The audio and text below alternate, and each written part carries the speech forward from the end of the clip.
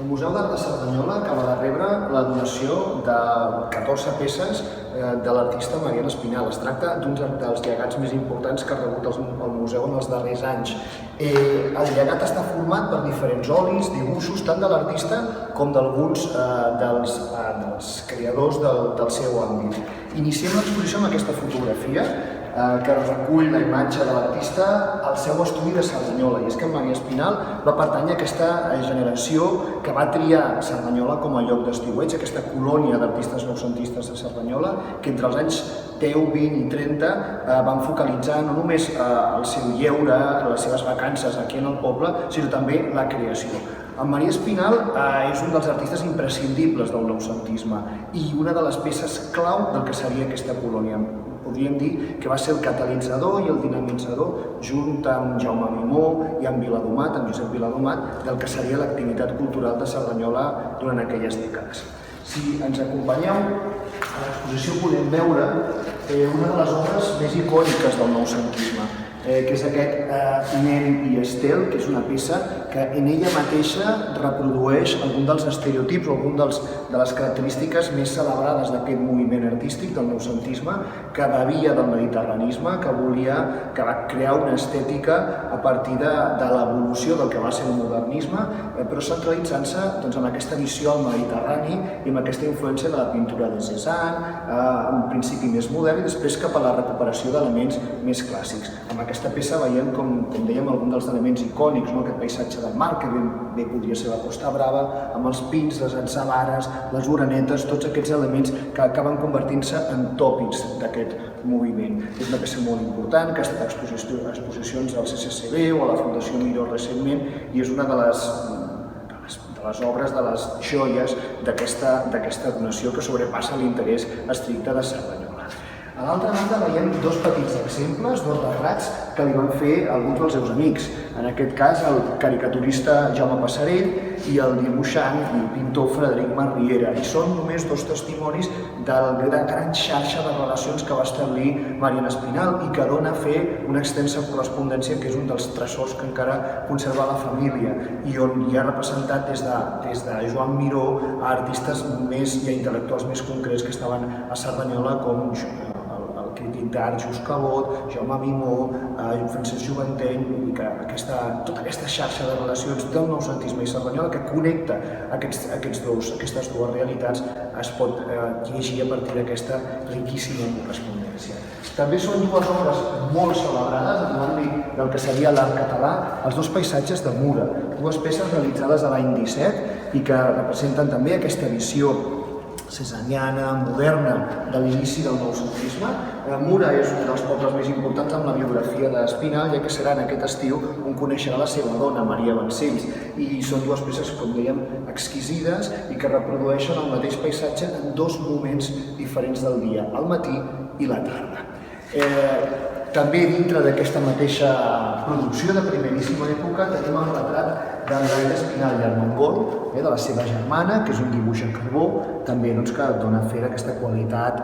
de l'artista, que provenia d'una família rica de Terrassa, d'industrials. De fet, ell va començar a estudiar química, però abandonarà els seus estudis per dedicar-se a l'art, per marxar a París, per integrar-se en aquests cercles d'artistes i desplegarà tota aquesta obra de primera categoria durant aquestes dècades i fins que el pare mor i ella ha de tornar a fer-se càrrec de la fàbrica, llavors haurà de deixar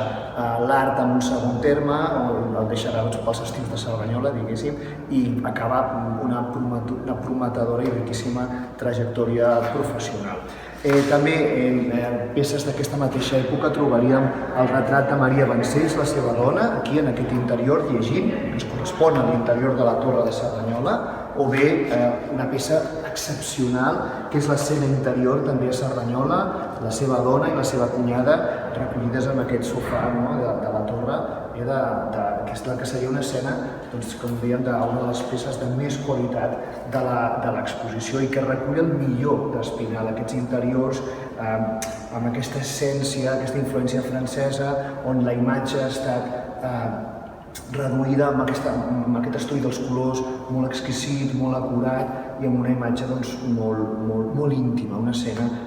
molt íntima. I aprofitant que hem rebut aquest llegat, l'hem volgut vincular a d'altres peces que ja formaven part de la col·lecció, que configuren aquest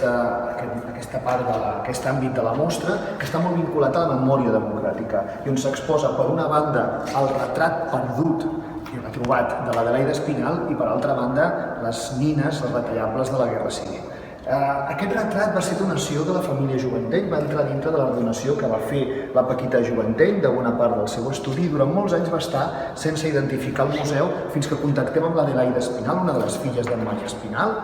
Núria, Adelaida i Abúndia, i ella ens va explicar que el Juvanteny li havia començat un retrat i que mai l'havia vist acabat. Llavors, a partir de la seva descripció vam poder identificar la retratada i vam poder confirmar que es tracta de l'Adelaida Espinal, la filla del pintor, que va posar per l'escultor. Pensem que Espinal va recolzar la carrera de Francesc Juvanteny, que provenia d'una família humil i que probablement sense el recolzament de l'Espinal no hagués mai pogut ser escultor, i a partir d'aquesta relació Juvanteny li comença el retrat a la filla, Adelaida, i tenim la primera fase del retrat en què se centra en la cara, en l'estudi fisionòmic de la cara, la retratada, la segona versió, que seria la peça definitiva o la peça l'original definitiu, en què ja retrata aquest característic pentinat de l'Adelaida, que era unes trenes austríaques, que ella explicava que s'havia d'aixecar mitja hora abans que la seva germana per poder fer-se-la cada dia, i que va ser el que ens va permetre identificar-la. Doncs el Juvanteny estava fent el retrat a l'Adelaida Espinal, va iniciar el pas del guix a la pedra, on podem veure el pentinat pràcticament acabat i tots els punts de referència de la cara que marcaven totes les coordenades entre el guix i la peça definitiva. I en aquell moment esclata la Guerra Civil i la peça queda sense acabar. Aquesta és la història que ens mostra aquesta escultura, que és dels millors retrats d'en Juvanteny i que darrere porta tot aquest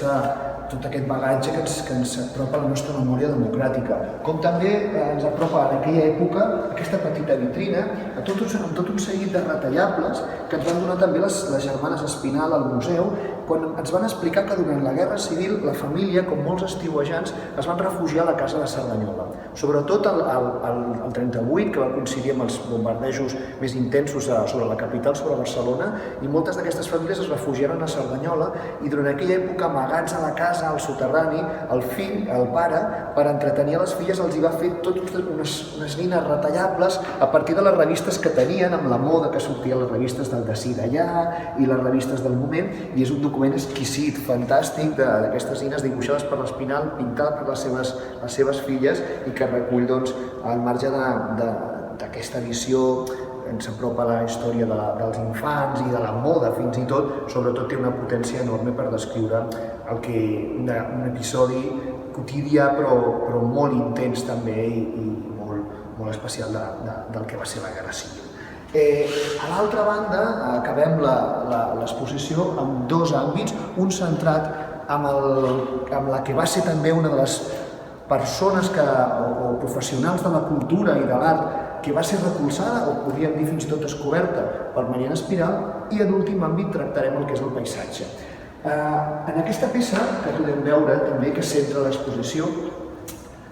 veiem un canvi en el seu estil, cap a un naturalisme més pronunciat. És una peça molt famosa a l'època. Es tracta de la Rosa Blanca, un oli del 1925, que era considerat una de les seves obres mestres. Una peça molt singular i que, a més, va sortir publicada a la premsa de l'època, va sortir publicada a la portada de la revista Decí d'allà, que era una de les publicacions de referència. L'artista va guardar sempre aquesta peça entre les més estimades, així també com les filles, i ha arribat aquí a Cerdanyola i ara comença el seu procés de recuperació a partir de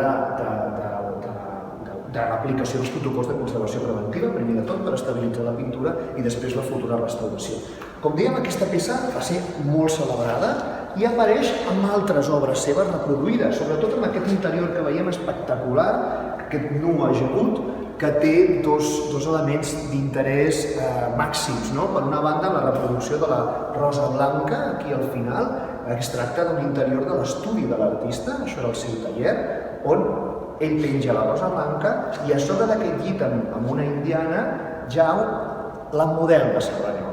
I és que la figura femenina que protagonitza el quadre és la Mercè Gallén, que era una noia que vivia a Cerdanyola, a Montflorit, i que va ser la model musa, si podem dir-ho d'aquesta manera, una musa activa, una musa molt activa i molt empoderada de bona part dels artistes de la colònia. De fet, va ser Mariana Espinal qui recolza, com havia fet en Juventeny, la seva carrera, però serà Viladomat la que la converteix en un mite, convertint-la en la imatge de la model de la República, la imatge de l'escultura que hi havia al Obelisc de Passeig de Gràcia. Doncs aquí veiem l'interior amb aquest grup de la senyora Mercè, del que també conservem el dibuix preparatori i també a partir de la donació de la família Juventeny conservem fotografies que van arribar pel taller Juventeny però que són obra d'en Marià Espinal, és a dir, que Juventeny les conservava del seu mestre, de l'Espinal, i on podem veure aquesta faceta fotogràfica de l'artista que utilitza la fotografia d'una manera com pictogràfica, no? per preveure, per fer com un apunt previ a la mateixa obra d'art. També veiem l'original de la revista de Sivallà, que ha estat donat pel Col·legi Montserrat i que ens mostra com a l'època havia estat una peça, com dèiem, molt important. I acabem ara sí l'exposició amb el racó dels paisatges de Cerdanyola. Iniciem el nostre petit recorregut per la Cerdanyola dels anys 20 amb aquest meravellós bosc de Can Altimira, una peça fantàstica, una peça realitzada al capvespre amb aquest contrallum, amb aquesta subtilitat de quan marxa el sol i tots els colors es pronuncien o es camuflen, es tornen una mica fantasmagòrics, i on podem veure la serralada litoral, els pins aquests esplèndids de fontetes que encara es conserven i tot un seguit d'arbres en primer terme que es corresponien amb les alzines, d'aquest pla de les alzines que hi havia tocant al riu Sec, on avui en dia es fa el mercat dels divendres al barri de les Fontetes. Una peça excepcional que ha donat, en aquest cas concret, un dels seus nets a l'Oriol Espinal. I al final de la mostra ens apropa als voltants de la quotidianitat de la família Espinal a Cerdanyola a partir de la seva casa, que protagonitza aquests elements. A partir de la col·laboració amb l'Arxiu Municipal hem pogut localitzar no el plànol de la casa, que és una llàstima que no s'hagi pogut conservar, però sí el del seu taller. I tots dos edificis eren obra de l'arquitecte noucentista més important del moment, de l'Antoni Puiggairal, que va ser també l'autor de la fàbrica Mirúrgia a Barcelona. I li fa la casa i li fa el taller. Malauradament no conservem els plànols de la casa, al Col·legi d'Arquitectes sí, a l'Arxiu de Cerdanyola no es devien arribar a presentar, però sí que ho van fer amb el taller, com dèiem, que era un edifici cúbic, molt senzill, amb una decoració molt austera, com es correspon a la simplificació, a l'estructuralisme, que podríem dir que és un dels elements que defineix el noucentisme. En aquella casa va ser un punt de reunió d'artistes, intel·lectuals, músics de primera categoria i de diferents indrets, no només de Catalunya, sinó també d'Europa. Era l'epicentre d'aquest ambient cultural on podríem trobar la model de Cerdanyola, l'alcalde republicà, la família Alfonso, el Jaume Mimó, el Just Cabot, que era un crític d'art importantíssim, junt amb altres personalitats que venien convidades. Aquí podem veure el que devia ser aquella casa, amb un quadre que també ha estat intervingut per consolidar la capa pictòrica, i que veiem a la dreta el que seria la casa, aquest volum cúbic molt essencial amb el porxo, i darrere el taller amb la torreta, i més a baix la masoveria. Això es correspondria amb una vista que estaria feta des del Passeig de Cordelles, més o menys des de Can Banús, des de l'Hostal Los Palacios, per entendre'ns, i mirant cap a la plaça, cap a Collserola, diguéssim, que encara es veu el turó de Montcada abans de ser retallat per la fàbrica Aslan. Doncs des d'aquest taller, des d'una finestreta d'aquest taller que veiem aquí, la vista seria aquesta. Aquest altre quadre que acaba l'exposició, que és la vista de l'hort des de l'estudi, i hem d'entendre que la casa s'accedia des de Cordelles, però que el lateral seria el que avui en dia és el carrer del Roserar i la part del darrere el carrer de Sant Salvador, una casa que va ser enderrocada als anys 70 com bona part dels edificis singulars d'aquella època i just anteriors del modernisme, del noucentisme a Cerdanyola. Doncs amb aquesta peça acabem l'exposició, però des d'aquí convidem també a fer un diàleg amb l'exposició permanent, i és que abans de fer aquest esplèndid llegat dels nets del pintor noucentista Mariana Espinal, les filles ja ens havien donat l'Hort a la tardor, que és un paisatge del que es veia des de la casa, i el petit retrat de la model de la República, que les persones que visitin el museu poden observar, poden veure els àmbits dedicats al noucentisme. Bé, el llegat Espinal, el llegat que hem rebut al Museu d'Art de Cerdanyola és un dels més importants que podíem dels darrers anys, però sobretot el que fa és reivindicar un dels artistes noucentistes més destacats de l'època i convertir a Cerdanyola en un dels punts imprescindibles no només del modernisme sinó també de la ruta de l'art noucentista.